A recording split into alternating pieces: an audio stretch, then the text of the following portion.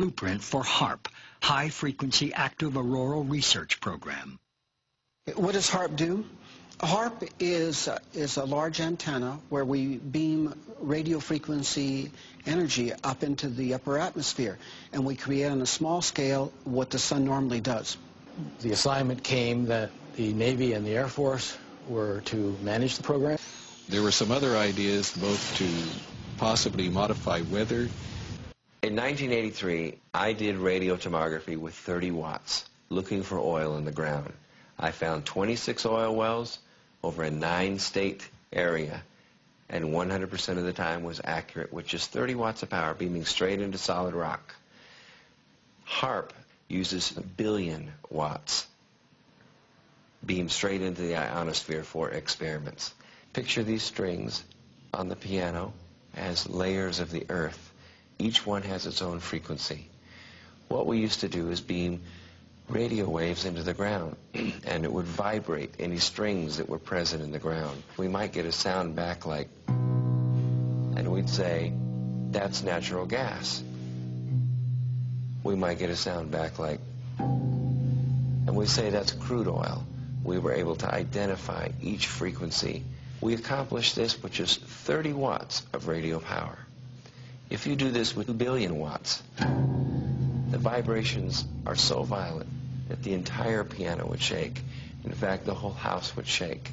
In fact, the vibrations could be so severe underground that could even cause an earthquake. Several ELF wave transmitters located all over the globe. The United States owns and operates 3 of them. One in Gacona, Alaska, another in Fairbanks, Alaska, and one in Arecibo, Puerto Rico. Russia has one in Vasilursky near Nizhny Novgorod, and the European Union has one near Tromsø in Norway.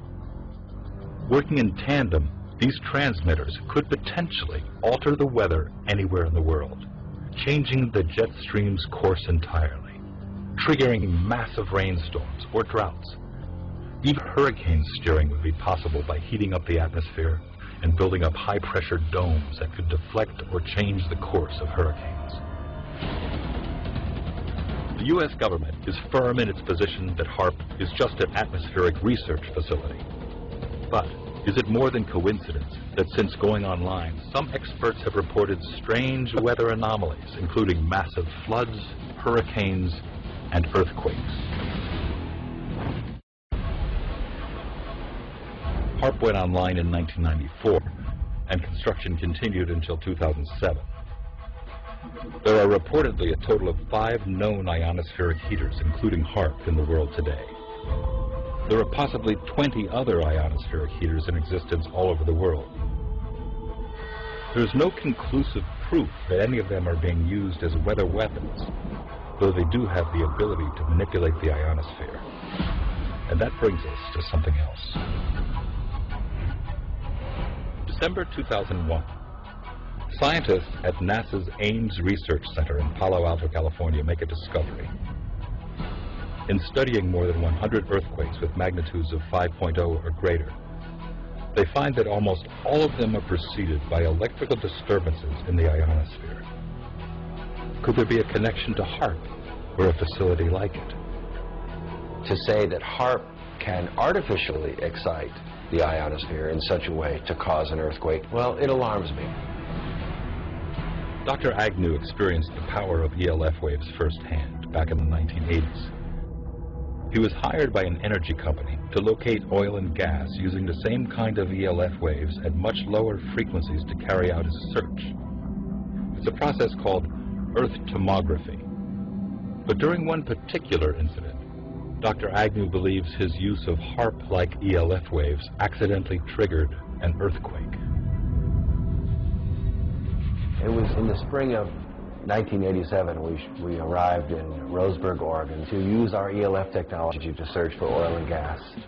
Setting up that day, we had a little bit different results than we expected because the instant that we energized it, there was between a 4 and 4.5 on the Richter scale earthquake that occurred. We were so amazed about what seemed to be cause and effect. We get to an area that has a high propensity for earthquakes in an area known as the megathrust, of the Pacific Northwest. We turn it on, and an earthquake occurs. Dr. Agnew demonstrates how he may have triggered the quake. This is a scale model of what the area looked like in Oregon when we scanned for oil and gas in 1987. The strata right here represents the megathrust area underneath the ground. The rock represents the potential energy set up in the ground from a tectonic stress. What we're going to do is introduce ELF waves and demonstrate that it can in fact trigger an earthquake. In this case, Dr. Agnew was using a stereo speaker to produce the ELF waves needed for his demonstration. ELF waves, extremely low frequency waves, are just like a subwoofer. In your car, you can actually feel the vibrations through your body. ELF waves are the same way. They vibrate the earth, and at right resonant frequencies, they can have devastating effects. When the speaker is activated, ELF waves begin to emit. Tiny vibrations in the sand are detected. Then a few seconds later, the rock representing a fault line shifts. As you can see, in a very few seconds, the resonant frequency built up in our model released the potential energy in the rock. That concussion, on a real scale, would have been felt for 100 miles. These conditions are already set up in the ground. All it takes is the activation energy to make the release happen. This is a small scale, and we're only using 30 watts in this scale. When HAARP's broadcast array in Gakona, Alaska sends pulses of ELF waves into the ionosphere, the waves get reflected back down and pass through the earth and ocean. If 3.6 million watts of ELF waves were purposely or accidentally aimed at an already unstable fault line, it could, according to Dr. Agnew, cause a tremendous earthquake. You know, looking at just simple instabilities, what does it take to create an avalanche? A guy walking across an unstable ice field. What does it take to trigger an earthquake? The right signal coming in when the pressures are already built up and are at their threshold. That feather, in our case that hammer, releases that energy. Conspiracy theorists believe HAARP is responsible for triggering earthquakes in enemy territories, like Iran, China, and rogue parts of Afghanistan over the past 3 years. But HAARP's startling potential doesn't end there. Some say it's linked to a strange phenomena occurring in our skies. In recent years, peculiar cloud formations have been appearing in the skies all over the world with increasing frequency. I think most of us in North America have wondered at these plumes crisscrossing the sky in grid patterns, parallel rows, and the now familiar X's. And many of us have wondered what these trails are. While highly speculative, some researchers suggest these strange cloud formations are another agent of weather warfare. They first appear to be simply contrails, coming from high-flying jet airplanes. But these trails linger in the sky for many hours, some for even an entire day, forming an artificial cloud. Some researchers refer to them as chemtrails. Chemtrails are deliberately sprayed by high-flying U.S. Air Force tankers, dispersing chemicals into the atmosphere. Will Thomas has authored a book about chemtrails.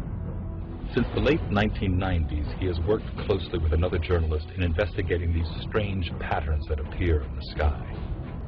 We have an FAA representative, in fact, a high government official, a person we came to call Deep Sky, attesting to the truth and the reality behind chemtrails. He described this program of spraying chemical trails at high altitudes in so-called commanded airspace, where commercial flights are routed around and beneath tanker airplanes belonging to the U.S. Air Force. The theory is that chemtrails are being used in conjunction with HAARP. By spraying metal oxides into the air above enemy skies, then directing ELF waves from HAARP to heat those metal oxides, the temperature of the sky is raised to more than 100.